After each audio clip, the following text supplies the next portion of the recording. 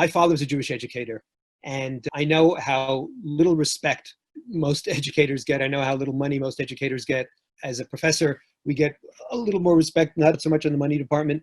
And the degree of sacrifice that's required, the degree of soul that's required, the degree of being on top of one thing after another, and unfortunately, the growing intolerance among so many parents and so many students. We walk into our classrooms, we walk into our jobs all too often not welcomed.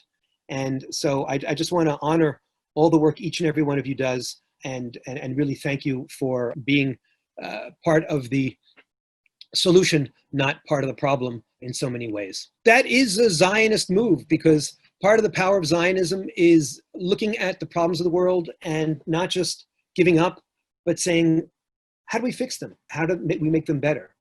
Unfortunately, when we talk about Israel education, people often come with a lot of political burdens. And one of the things I'm going to try to emphasize today is the need not to run away from politics, not to run away from hard questions, not to run away from the Palestinian issue or the other elephants in the room, but first start with identity. First start with who we are.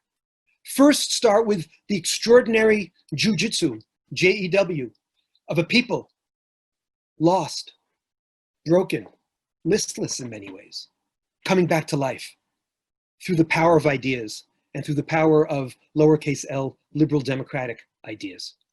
But unfortunately, as I said, there's a lot of baggage. And so one of the things I like to do with students, I start with what I call the perception game. Which Israel do you see? When you say Israel, do you think of the Jewish democratic or the religious conflicts? Do you think of the Israeli-Palestinian conflict? Or you say, no, I can't talk conflict, so it's all in Israel of Hava Nagila and blue and white flowers and beautiful things.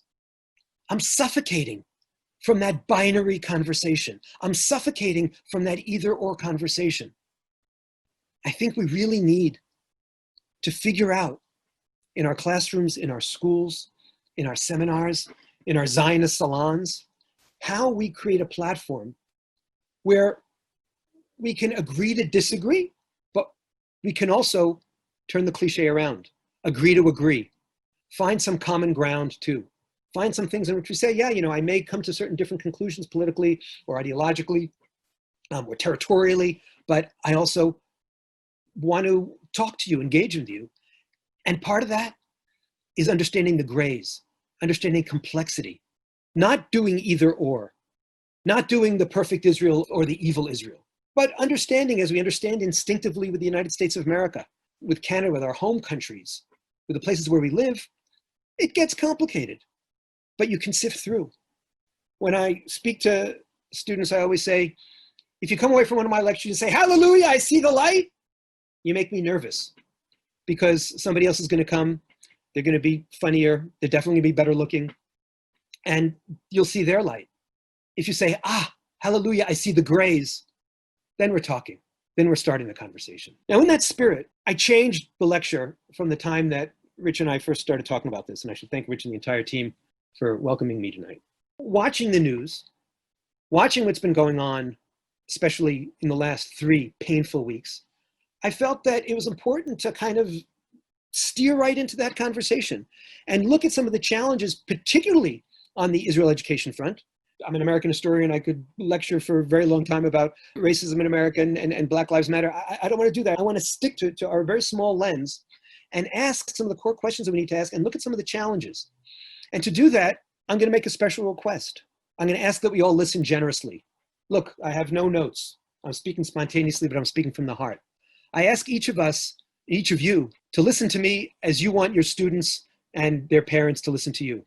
And I say that because, frankly, these are tough times on the education circuit. I was speaking at another conference of Israel educators about 1.5 years ago, and I talked, as I suggested in my introduction, about the importance of going from politics to identity. I talked, as I'll get to later, that when I look at this generation, I look at this generation as the torchbearers. I talked about, again, I'll be getting this later, about the importance of nationalism, not white nationalism, not xenophobic nationalism, but liberal democratic nationalism as the kind of nationalism that created the miracle of the United States of America with all its flaws, and the miracle of Zionism / the state of Israel with all their flaws. And a young 35 or so year old Israel educator came up to me and he said, I want you to know that every time you said torchbearers and every time you said nationalism, all I heard was Trump, Charlottesville, and Nuremberg. And I went, wow, you weren't listening to me. You were listening with your own issues, with your own agenda. So I'll leave more than enough time for questions. And also, you saw at the beginning, my email is giltroy@gmail.com. Unfortunately, because it's Zoom and it's too many of us, we can't really have a full conversation. I'll make a presentation, but let's learn together and listen together. And let's acknowledge that it often is, not always, and I don't like to look at every university as on fire. And one of the things I always emphasize with students on gap years here in Israel is don't think that just by coming into your university, every university is a hostile environment. But there are some universities which are a hostile environment. This is a poster from a lecture I was supposed to give at Harvard in early March called Why I'm a Zionist, about identity Zionism. And this is in Thaler Hall, where first it was smothered with anti-Israel posters, and then it was ripped, and then it was ultimately torn down. And that is part of the environment. But we can't be too reactive. We can't be too defensive. We have to look at the negative, push back against the negative, but also build on the positive. And let's acknowledge that to the extent that the world has become binary, to the extent that too much of the conversation today is really either or, there's one package. The good people, to 75% of the American Jewish community, are anti-Trump and anti-racism and pro-Black Lives Matter. And I'm going to touch on partisan issues, but I'm not trying to endorse one side or another, but that's the package. Or Donald Trump and his people say, no, we've got our own thing going on, and we're the ones who are pro-Israel. To the extent that it's either or, when certain forces in the United States of America, in the progressive world, are connecting the dots between Zionism and racism, between Ferguson and Gaza, or Minneapolis and Gaza. When on Juneteenth, we see that a memorial/protest is open to all minus cops and Zionists, we have to be aware of two things. One, don't overgeneralize. Don't say that it's just all about that defines Black Lives Matter. Don't say it defines the entire progressive conversation, but there's an element there. And the either-orness is a problem for us. And of course, the big lie that Israel and the IDF is responsible for militarizing the police and for teaching police the techniques. There's an important article in the foreword by Stephen Pomerantz, who was one of the people who initiated the back and forth between some of the Jewish organizations and the IDF. And he talked about visiting hospitals. He talked about, yes, sharing certain techniques, but they tended to be more counterterrorism than counter-protest. And so there's this big lie out there, and it's hurting us. And too many of our young people, out of really very important and idealistic impulses, are buying one thing or another. Similarly, my friends on the right tell me that Black Lives Matter is anti-Semitic and anti-Zionist. My friends on the left don't even want to deal with it. The truth is a little bit gray, that the August 2016 Black Lives Matter platform, which is the Black Lives Matter organization, in that incarnation had a 40,000 word platform, 39,000 words or so about American domestic policy, and a focus on Israel and Palestine and accusations of genocide. But that has been taken down, and the Black Lives Matter moment is much bigger than that. And so we as educators have to be playing in the gray, have to be juggling the complexity. And we're fighting against oversimplification. We're fighting against one word, one image, and we have to rely on paragraphs without being defensive. But the ultimate move, the first move, is really inviting people into a conversation of complexity, not being defensive, not being reactive. But we're told again and again that Zionism is racism. They're trying to connect Zionism with white supremacy and Zionism and superiority.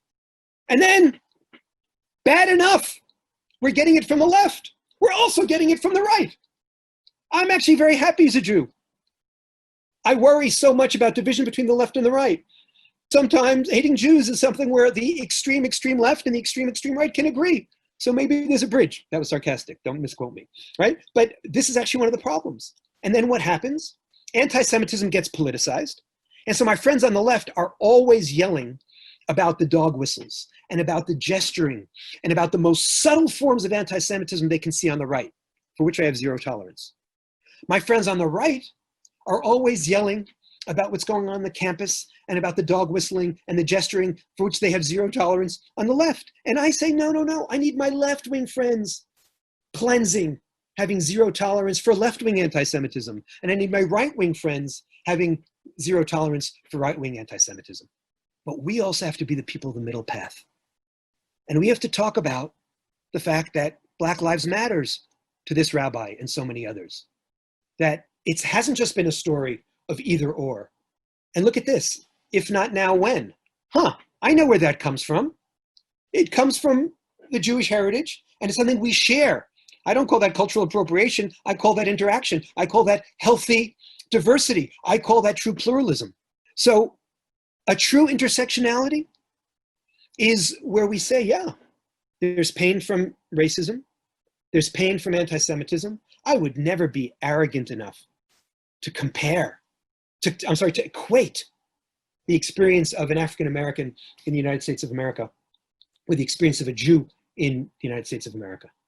But I do think that the true insight behind intersectionality was, yeah, oppressions have a certain shared trauma.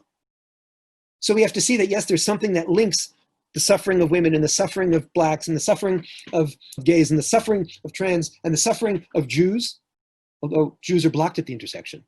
And that's true intersectionality. And so we have an overlapping and then reinforcing, but not equivalent fight against bigotry. And our real challenge, the real jujitsu, J-E-W, is a true pluralism isn't just looking at the other, but it's also looking at the mirror with pride.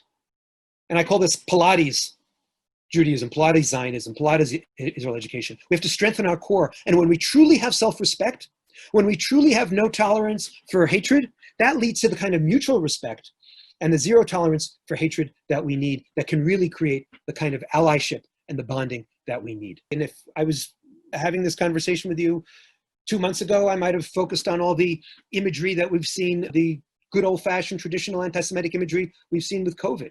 But we have to understand that our students are coming with that static. Our students are coming sometimes with those issues, and we ourselves are confused, and we ourselves are fighting, and we ourselves are disagreeing. And I want to sometimes lean into those disagreements, but sometimes pull out of those disagreements and be aware that, indeed, we're all traumatized by living in an age of demonization. I don't care if you're left-wing or right-wing. I don't care if you're religious or not religious. I don't care if you're Jewish or not Jewish. But the singling out of Israel for what I call delegitimization derby. I don't just like this policy. I don't just dislike this prime minister, but therefore Israel doesn't have the right to exist, has distorted the conversation, has traumatized all of us, has made my friends on the right far too defensive, have made my friends on the left too easy and too eager to jump on that delegitimization derby. My friends on the center way too silent and beaten up. And I need a proud, strong, muscular moderation, an apolitical shvil zahav, a golden path. And so, yeah, in the 19th century, Zionism revived pride in the label Jew. Today, Jews have to revive pride in the label Zionist. In the 1950s and 1960s, Israel was fragile. The Zionist conversation was robust. Today, Israel's robust, and the Zionist conversation has turned fragile. And so that was the challenge that I took on when I was asked to update the Zionist idea.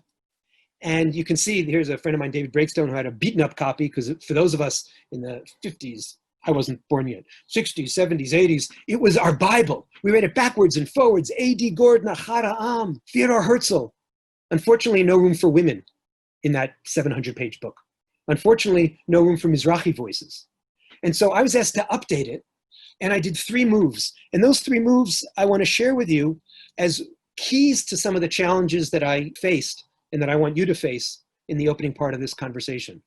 Before we move on to the Zionist ideas, there was a question posed by one of the participants that relates to sort of your opening piece that I think it would be good to address now before we transition. It's a lengthy question. I'll read it. It's also in the chat. When we see lies like Zionism is racism, what are we supposed to do? I ask because as Jews, when we try to explain our identity or even what the word Zionism means at its base, we are the only minority who is not allowed to define our own identity. Jews have a history of being pro-minority rights, So what are we supposed to do when we want to be a part of these movements, but anti-Semitism prevents us from being there? As you said, we have to fight angry slogans with paragraphs when those attacking us aren't willing to listen to define our own identity. Let me take it in three different directions. The first, the most important answer I think I can give is that when the question is asked, if we ourselves don't have the right answer, if our students don't have the right answer, that's our biggest failure. I'm less concerned with scoring the propaganda point and more concerned with making sure that we have taught our students and ourselves and their parents, frankly. We always focus on the students. I always say, well, what about the parents? The truth. And go back to the extraordinary speech that Daniel Patrick Moynihan, a liberal Democrat, an Irish Catholic, good New Yorker, who in 1975 is the US ambassador to the United Nations. And he comes into the United Nations and he says, I didn't really have any ties to Israel.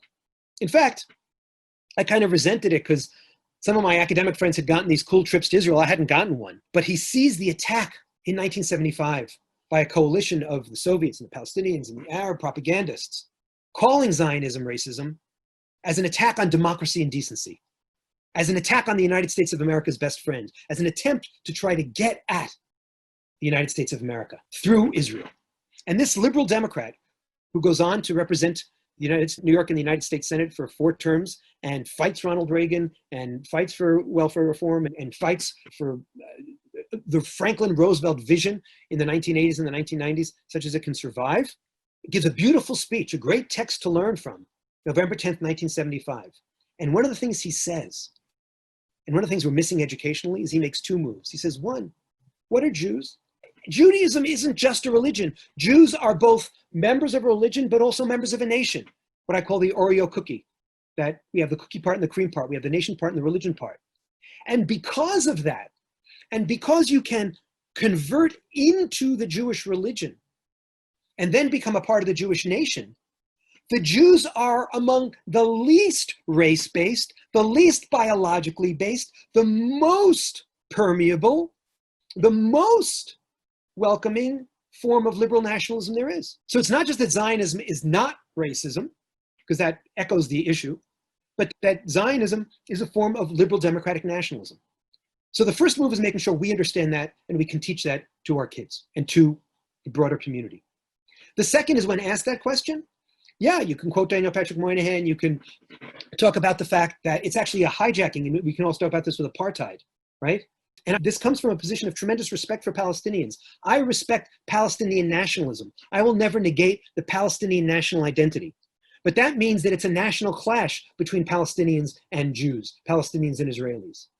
And there are dark-skinned Israelis and light-skinned Palestinians. And if I'm respecting Palestinian nationalism enough to call it a national clash, a nationalist clash, then how can it also be race? And when I see terms like racism, colonialism, imperialism hijacked and injected into the conversation against us, that's not an intellectual critique.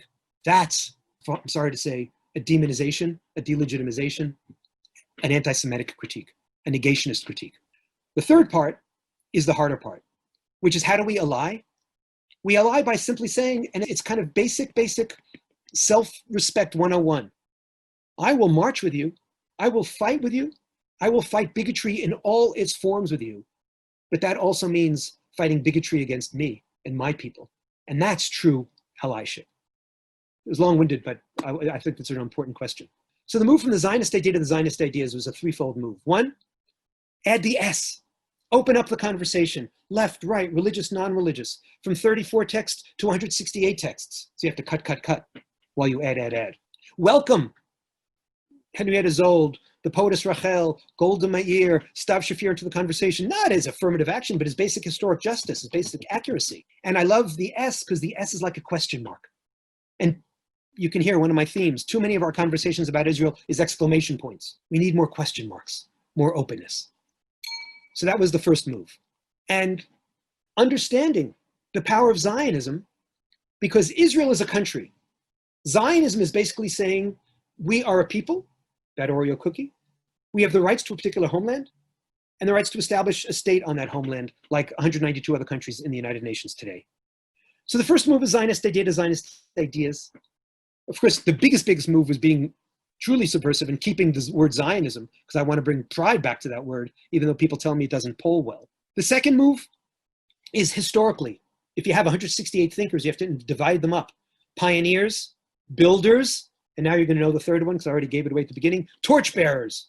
Who are we? We're heirs, but the torchbearer in the Olympic relay passes it on, keeps it going, may go to an alternate energy source. And now let's pause for a second before I get to the third move.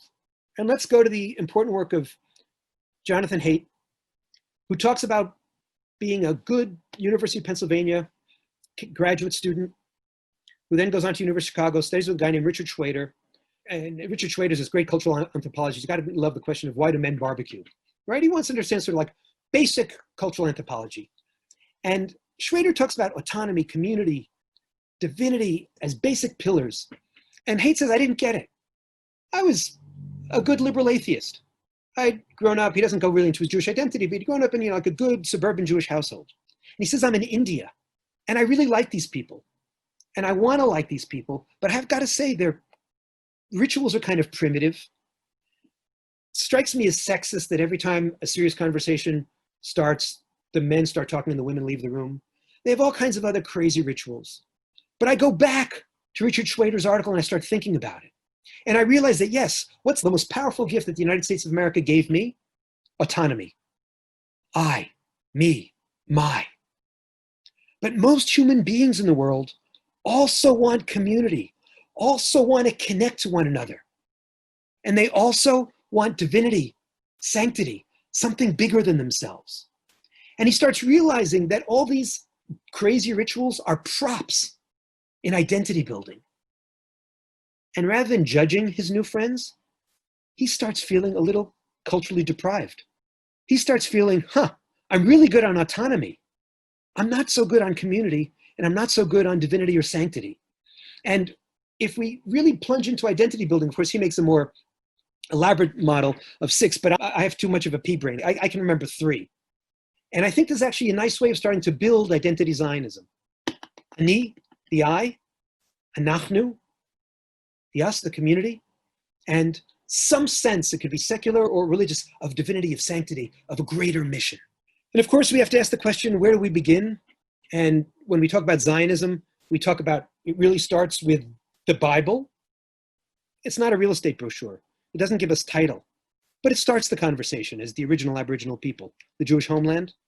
In the mid-1800s, as nationalism forms, that word again that we're going to get to soon, Jewish peoplehood, and Theodor Herzl's move, Jewish statehood. And again, those are the 3 dimensions. What is Zionism? I like to use the word Zionism a lot in a lecture and then stop in the middle and ask students, what does this word Zionism mean? And then define it. Eretz Yisrael, the land of Israel. Am Yisrael, the people of Israel. And Medinat Yisrael. Does it mean that because we have rights to that land, that no one else has rights to those lands? No, and I'm talking about Manhattan. You can tell from my accent I'm a New Yorker, and we know that Manhattan was purchased from Native Americans for $24. Having conflict over land doesn't negate our rights, but doesn't negate others' rights either. And of course, as I said at the beginning, one of the inspiring stories we don't tell enough is how a broken nation, a nation in exile, the Galut Jew, becomes the powerful Jew. The third move I made, from Zionist idea to Zionist ideas, from a mishmash to first founders, then builders, to torchbearers. And then I organized in 6 schools of Zionist thought. Political Zionism, emphasizing people, land, state, of Theodor Herzl. Socialist Zionism, the notion that we return to the land.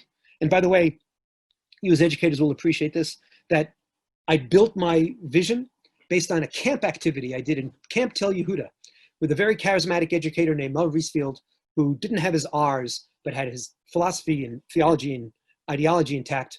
And he would tell us, I'm going to teach Zionism. I need a black beard. I need a hoe. I need a white beard. I need a wheel. And we said, okay, Mel's off his raka. But it's actually quite brilliant. Political Zionism, the black beard, Theodor Herzl. The hoe or the rake, socialist Zionism. The white beard, religious Zionism. A fist for revisionist Zionism. Although, of course, revisionist Zionism is also about liberal ideology, and in a longer lecture, in a different lecture, we could get more into that. Then the wheel is cultural Zionism, that the Jewish people are a wheel. Ki mitzion tetzei. Everybody sing with me? Torah, even though you're on mute. From the center shall come forth new visions, new ideas, new understandings, a cultural resurgence. And those are the 5 schools of Zionist thought that sang, Anubanu artsa livnotu lihibanot ba, we've come to build and be rebuilt. But of course, I insisted that we add a 6th school of Zionist thought, Brandesian Zionism, Henrietta Zold Zionism, diaspora Zionism. And today, my move is to go from diaspora Zionism to what I call identity Zionism. And indulge me, I'm wrapping up in the next few minutes, indulge me one of those awful light bulb jokes. How many gurus does it take to change a light bulb? Trust your inner light. How many therapists does it take to change a light bulb? You can only change if you want to change. How many men does it take to change a light bulb? One, he holds it and thinks the whole world revolves around himself. How many feminists does it take to change a light bulb? That's not funny. I bashed men so I could bash women. How many Zionists does it take to change a light bulb? 5. 1 to change the light bulb. 2 to go singing and dancing. Anu banu artsa livnot lihibanot ba. We've turned to the land. Look at us. We're heroes. We're pioneers. The 4th to write the checks. And the 5th to complain about the media coverage. Once upon a time, diaspora Zionism, your job, your student's job, was to write the checks, shut up and complain about the media coverage. But my Zionism is about identity Zionism. My Zionism is saying, no, we're part of this broader conversation before we get to politics, before we get to complexity of who am I? And by the way, I think that when you take an identity Zionist approach to the Palestinian problem, because I'm not afraid of politics, you say that criticizing can be constructive, learning, building, but demonizing, delegitimizing is destructive. We start with mutual respect, that Pilates, Zionism, Judaism, and I want to maximize everyone's freedoms, everyone's sense of identity. That's why I'll never negate Palestinian nationalism. I understand that they have identity issues too, and as I said at the beginning, we see the grays, not the light. And I finish up with just a few thoughts. One, Hillel Halkin's wonderful, wonderful reminder, what I said at the beginning, what a great adventure. Nothing like it in human history. A small and ancient people forget their land, forget their language, although we always had a small group staying there, and we always prayed in that direction. And we were restored, and we're renewed. That's one of the greatest stories in history. And if John Kennedy said, ask not what your country can do for you, ask what you can do for your country, I'm asking first, what can your country do for you? What can having an Israel, what can having a Zionist identity do for us? How does that give us inspiration? How does that give us a common conversation? How does it give us bridges in a Jewish world also, which is increasingly all left or all right, all pro-Trump, all anti-Trump, all Black Lives Matter or disdainful? Maybe, rather than making Israel the bone of contention, the central headache of the Jewish people, it can be our peoplehood platform. It can be our way in to asking questions about who am I and what does it mean to be living in Atlanta or Miami or New York City and be a part of that.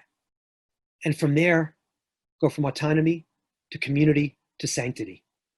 And if we have time for one more quick round of thoughts, I have my little 10 commandments of how to teach Israel education. One, not just, there was one Zionist movement, one Zionist defining idea of land, people, state, but many different Zionisms. 2, idol worship is totalitarianism, either orness. And we need to have a breakdown of that and a dialogue. And Natan Sharansky and I have just written a book about the importance of dialogue. And we call it Never Alone, because the Jewish people have to go from a defensive mode of never again to a wonderful mode, community, sanctity. You're never alone if you're part of this conversation. I want us to be proud, but not vain. I want us to point out that during COVID, there was this famous picture of a Muslim and a Jew working together through American Friends of Magen David Adom, through the Zionist platform of helping one another out all over the world.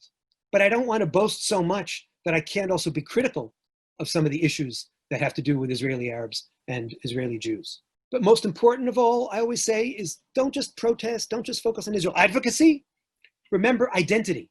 I call that the Sabbath day and keeping it holy. Treating Israel, as Jonathan Sachs called it, as our classroom, not just as our problem. Every conversation shouldn't be an I-it about what you should do, but about who we are with respect. And don't kill conversation, as I said at the beginning, but question. Have democratic learning and growth. I want us to commit adultery. I want us to ally with others and understand the power of liberal nationalism. Understand that nationalism is often seen as a dirty word these days, but the nationalism that I know of as an American historian and as a Jewish historian and as a Zionist and as a Jew is a constructive one. And we do have to fight against anti-Zionism and anti-Semitism, but not let it define us. Never, never, never lie. Never, never, never try to score the cheap propaganda point to make your point. And you know what? Don't covet. Our enemies might get the PR line, but I trust our story. I trust our faith in ourselves, in one another, in our product. I trust our conversation in identity, not just in politics. The first question comes from Michigan. If annexation goes through with the restrictions on the annexed populations, how will we explain that Zionism is not apartheid when it looks a lot like it is? Anybody who tells me what's going to happen tomorrow or a week from now or 2 weeks from now with Bibi Netanyahu at the helm has a crystal ball that I don't have. But let's assume that it goes through, because I think we need to challenge ourselves on the hard questions. I take 3 controversial moves. I offend my friends from the left by saying, you know what? Why is it that all of a sudden everybody becomes an international lawyer when we talk about Israeli rights and limiting Israeli rights, but no one ever applies the same kind of hard international legal analysis to Palestinian rights? I start with the assumption that it's a mess. I start with an assumption that it's 2 peoples in love with the same land. And I start with the assumption that even though I offend my friends from the right by saying I personally may not think it may be the wise thing to do, I think we do have certain ties and certain rights to that land. So a lot of the language tends to be either or and organic. And my understanding of the Bible, but I said it's not a real estate manual on purpose because I was thinking annexation. My understanding of the British Mandate, my understanding of the San Remo Conference, my understanding of the reams of documents that Ken Stein and Rich Walters and the amazing team over there have shown us is that it's messy, complexity. So let's inject complexity. But let's say I disagree with what's going on. And I disagree with a situation in which settlers get rights and Palestinians don't. So now I have 2 opportunities. The educational opportunity is saying, nevertheless, I won't call it apartheid because apartheid is a very specific word that talks about racism, that talks about a race-based distinction between Palestinians and Israelis. And I defy anyone on this call to find a piece of legislation that's race-based. It's nationalist-based. It's neighborhood-based. It's regional-based. It's based on security. And injecting apartheid is like injecting the word race and imperialism and colonialism. They're demonizing terms and they're misleading and they're just hurtful. They don't allow me to make the democratic critique I need to make against Bibi because he'll knock me down as being on the side of the apartheid forces, those who call him apartheid and racist. So it's actually silencing me as someone who wants to be a thoughtful, critical patriot. But that's the second opportunity. And I call this the Trump-opportunity. 75% of American Jews hate Donald Trump, detest Donald Trump, abhor Donald Trump. But I've checked the numbers as of now. They're not moving to Canada and they're not moving to Israel.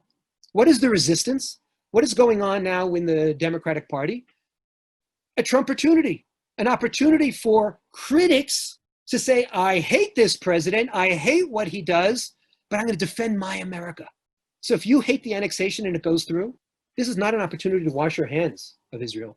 It's an opportunity to roll up your sleeves and join those of us, and I'm not going to say whether I'm part of that or not, who are fighting for a liberal democratic Israel. And to also zoom out and see the broader picture. See that at the same time, this quote unquote apartheid state also, as I show you that slide, the very high percentage of Israeli Arabs who are pharmacists, who are nurses, who are doctors. To see that, again, it's a national conflict, not a racial conflict. Next question comes from Boston. Following on your slide, an identity Zionist approach to the Palestinian challenge, in your notion of mutual respect for each person's identity, what role do you see for Israel educators in teaching about Palestinians, Palestinian nationalism, and Palestinian identity? I see a role, but I think we have a tendency sometimes to exaggerate that role. What do I mean by that? I'm a simple guy. I'm just a kid from Queens. And I start slowly. especially when we talk about this generation, and I'm exaggerating and I'm overgeneralizing, but we know that too many of our students are really not even from the simple son and daughter, and to immediately plunge them into conflict, to immediately plunge them into teaching Palestinian identity before we've taught them the basics of Jewish identity. I don't know anybody else who does that. I don't know African Americans who spend all their time and put it as a first priority to teach white identity. I've never met many feminists who spend all that much time talking about male identity. They get to it eventually. So my problem with too many of us is that we put the Palestinian conflict and Palestinian identity issues front and center, and we don't get to it in time. My problem with others is that they never get to it. So again, I'm talking about put it in proportion, put it in the right place, in the right process. Why is it, I always say to Hillels, why is it that every program has to start with left versus right, Palestinian versus Israeli, Mizrahi versus Ashkenazi? What's going on here? We actually need to have more of a conversation. This is what I call this Yasser Arafat's greatest conceit, that everything would be about him and his people. I want it to be about me and my people. And that's Pilates. Once we're strong enough, then first of all, I'm not afraid of the conversation. And I'm not even afraid of our failures. You see, when our identity is fragile, when our identity isn't multidimensional, when our identity isn't like a really strong rope with many different strands, but it's one thin strip, then I get really nervous and I have to protect it. But if I build a real strong identity, I can say, boy, we really screwed up there. Not only that's a mistake, I'll go even further. Boy, we really did the wrong thing there, and I'm going to try to fix it. But because our identity is so fragile and the conversation is so fragile, we don't get to that complexity. So again, by teaching complexity, we teach resilience, but first start with who we are and then get to them. Last question comes from Kansas City. You mentioned adding Mizrahi voices to the Zionist ideas. How did you go about doing this? What differences did you see between the Zionism of Ashkenazi Jews and the Zionism of Mizrahi Jews? It was a really exciting part of my adventure because, to tell you the truth, I knew many, many women Zionists. The first time I opened up the Arthur Hertzberg book after I was given this tremendous honor and privilege and terrifying burden to update it, it was like, wait, she's missing, she's missing, she's missing, she's missing. And frankly, I wasn't up to date on the Mizrahi conversation, and that was a great opportunity to learn. So 3 interesting moves. Number 1, at the end of the day, the Zionist movement, especially in the 19th century, was invented in Eastern Europe and then Western Europe. That's just a historical fact. So you connect the dots, but you don't also want to, as a historian, distort things. Why? Because this is the point 2, which is really interesting. The conversation in Mizrahi circles is we didn't need the Zionist revolution because we were born Zionist. That much of the conversation, and if you look, many of the rabbis, there are 2 things going on. One is you don't have the same rebellion against the rabbis in Morocco, in Syria, in Egypt, in Iraq, that you have in Russia, in Germany. Partially because, frankly, I think many of the Mizrahi rabbis were much more flexible. And it was also obviously a different dynamic, oversimplifying historical phenomena. So the first thing was this notion of born Zionist was actually a lovely idea of getting into Mizrahi Zionism by saying that the Eastern Europeans and the Western Europeans had to have this torturous thing of first I'm going to be a Westerner, and then, you read Moses Hess, they rejected me and I'm unassimilable, and, Judeophobia, we are ghosts of Pinsker and Herzl, and I'm throwing a lot of stuff out here. And in Mizrahi, it's, more simple. By the way, we should point out that Mizrahi itself is an Israeli invention, right? Jews of Iraq and Jews of Morocco and Jews of Egypt didn't call themselves Mizrahi. It's only once they came to Israel and they became otherized and bound up. So it's one of those labels that itself is problematic and needs to be unwrapped. But then part of my adventure was really opening up the texts, opening up the sources, speaking to people, and bringing in voices of rabbis from Jerba and leaders from Morocco and stunning works, which actually my editor cut out, but we're now working on the Hebrew edition and will be returned, of the great leader in France, Manitou, and having the words of Ovadia Yosef. And then there's a debate. Was Ovadia Yosef a classic Zionist? No, but they were part of the Zionist Congress. Shas was part of the World Zionist Congress. And Ovadia Yosef I'm certainly a Zionist. And being mischievous, what's the text of Ovadia Yosef I use in the Zionist idea? I use a text of him ultimately saying, at the end of the day, because of pikuach nefesh, because of the need to save lives, if we have an opportunity to give back territory and the defense establishment signs off on it, we should. And I'm doing that on purpose to show that there's a different kind of conversation going on. And again, the more complexity we have, the more overlapping conversations. So does that mean that he fits in religious Zionist or the more, liberal labor Zionist? And if the answer is yes, or political Zionist, all the better. We got another question. Can we shift the conversation from whether we agree or not, or if Israel is right or wrong, to whether they acted in their own national interests? It's an interesting phrasing. I think I would put it in a number of different ways. One is I prefer us language rather than them language. So it would be almost interesting to ask the question of in our own national interest. Now that, of course, is problematic because there's also the whole question of Israelis making security questions or not. My immediate reaction to the question was to say, it's very problematic for me to be sitting in Montreal, as I did for so many years, and judging, especially on questions of life and death, especially on questions of borders. So I want to just inject a little bit of humility into the conversation. At the same time, I certainly don't want to choke the conversation or to gag us. And so it's a difficult dance. So I want to ask the question of, do we agree? Do we disagree? How do we criticize? How do we not criticize? What's in their national interest? What's in our interest as a people? At the end of the day, what's really important for me to understand is three things. One, I would say the historian's favorite text, context. Where does this come from? What is this story? What is the history? Start with some knowledge, right? Then let's look at the values that are in conflict, the values that are being thought through, that are being fought over. Let's look at the history of the search for peace. Let's look at what the status of the Jordan Valley is. I'm going from context from sort of like the basic, documents that you guys have on your amazing website to more of a kind of values conversation in which we start taking different values as instruments, as tools for understanding how I would think this through as an Israeli general, as someone sitting in Atlanta, as an educator, and then argue it out. But unfortunately, we do the opposite. We start with the gut. We start with, I read it in the New York Times and Israel's bad. And then we go backwards. And that's our work as educators. Our work as educators is really to go to the fundamentals. That's why it's so hard. That's why it's so thankless. But that's why it's so magical and so sacred. And that's why you really are the heroes to me on the front lines of making sure the conversation isn't defensive and isn't reactive, isn't closed-minded, and isn't closed-hearted, but is thoughtful, is substantive, is open-minded, and is inspirational. And we all know it's the torchbearers. Every single one of us, when we get up, we're basically mimicking our favorite teacher, the best moment we ever had with our parent, the greatest conversation we ever had with our mentor, and we're hoping somehow that we can somehow replicate that magic and pass it on to our students. And you know what? The greatest nachas, if I can sound like an old Jewish lady, is when our kids and our students do that and they're mimicking us. And the greatest joy is, this has happened to me, is to say, you see, don't you remember you did that? And I forgot the shtick, but they remembered it. Then we've succeeded. From Philadelphia, you noted a strong concern about the younger generation's need for more Jewish identity building.